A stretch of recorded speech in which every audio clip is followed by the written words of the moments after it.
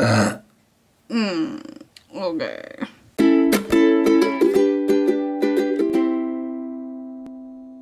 Hi there, welcome back to my channel. I know you clicked on this video thinking, Michelle's just gonna tell me to stop using plastic straws and stop using plastic water bottles or hug a fucking sea turtle. And those are things that you should be doing. But listen, I just wanted to share a few things that I've incorporated into my daily life that has helped me cut down on the waste that I generate and that maybe you should look into if you haven't already. Disclaimer here, take what you will from this video because obviously these things that us individuals may do may not significantly really cut down on humanity's carbon footprint. The main cause of Earth's slow yet gradual yet inevitable descent toward absolute fury chaos is large corporations' incessant burning of fossil fuels, deforestation, livestock farming, unmitigated industry, all motivated by capitalism and corporate greed. Anyway, so I'm just here to suggest a few things that if you're interested in incorporating into your day-to-day to, you know, make you feel a little bit better about saving our planet, sort of. I just believe that the things that we individually do and the decisions we make in our daily lives can really affect those around us and maybe create a chain reaction and spread some awareness on what we could all be doing differently to help our planet. Alright, number 1, learn to sew or buy secondhand. We all know that the best way to be sustainable is to not buy at all and to use/repair what we already have. My underwear had a hole in it. I wanted new underwear. I fixed said pair of underwear using a needle and thread, and now I have a brand new pair of underwear. Sewing is really easy. I'm not talking about getting a whole sewing machine, but using a needle and thread is basic life skills that I feel like everyone should have, okay? Get on it. The second best way is to only buy secondhand, aka go to thrift stores, go to antique stores, go to consignment shops, go through your friends' closets. Next time you want something new, just ask the people around you. There are just so many places to find new old things for a fraction of the price or even for free, which brings me to my next point. Number 2, buy nothing Facebook groups. I discovered this over COVID lockdown and it has changed my life, I'm telling you. Am I always saying that things are changing my life?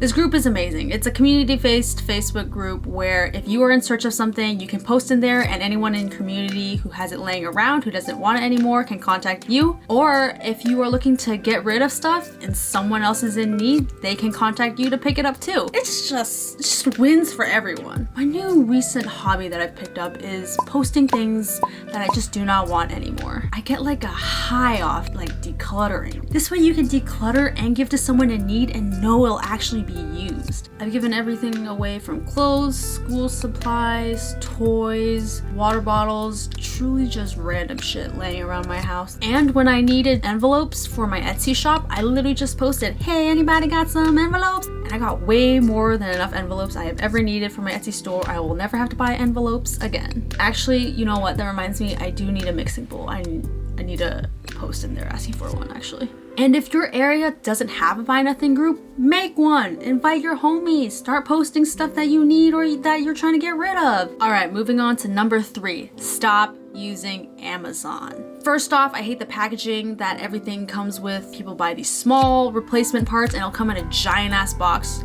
full of air. I'm tired of the boxes, the peanuts, the styrofoam, the bubble wrap. Like, no, I don't need any of that. Next off is Jeff Bezos doesn't give a shit about you. Stop giving him money.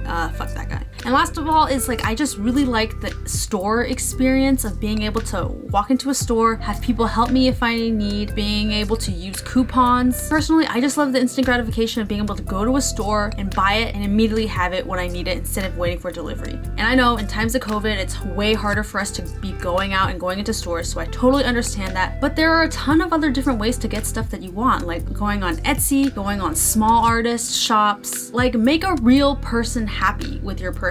I try my best to stick to buying local. I understand if you absolutely need to go to Amazon, if you need something super specific, like, I don't know, a Nicolas Cage sequin pillow or something. Amazon will always be my last resort, though I fully understand why people find it convenient. I'm just saying maybe for every other purchase, try supporting a real actual person who can can benefit directly from your purchase. Number 4, we're getting through these real quick. Stop eating red meat, or stop eating so much, I should say. You already know meat consumption isn't great for you. The meat industry, namely cows, requires an absolute mind-blowing amount of resources like water, land, and energy to keep up with meat demands. So I went pescatarian for a year in college, meaning the only meat I ate was seafood, before switching to a looser diet of no red meat. So basically I ate anything that flies or anything that swims. Because lamb, beef, pork just has really large effects on the environment, and just know that if fewer people ate less meat, it could have a really large impact. I've stopped eating red meat for about 3 years now. I'm vegetarian when I can be. If you have the means to do so, totally try meatless options. Try meatless Mondays. Try impossible meat. Tofu is dope. I don't know, it's really not that hard. And last but not least, number 5, gonna keep this short because I made a whole last video on it already, is to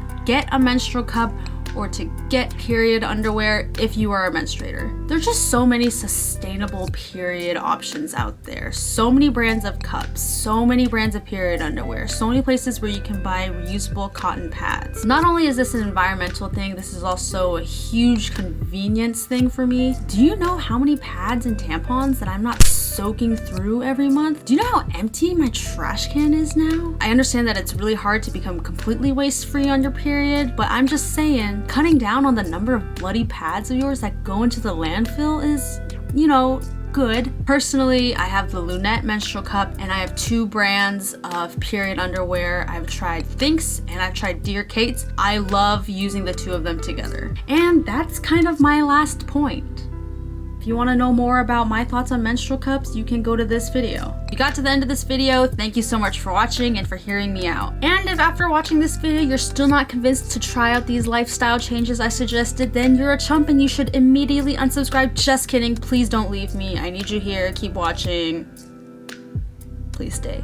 I am totally aware that a few of the points that I've made do require disposable income and access to all these different things in which not everybody might have. Everything in this video is from a very personal standpoint. I recognize that I'm totally coming from a place of privilege, the fact that I can choose to do all of these things. So if you got anything out of this video, please like, please subscribe, maybe share it with someone who you think needs to hear this, and I hope you have an awesome day, and see you in my next video. Bye!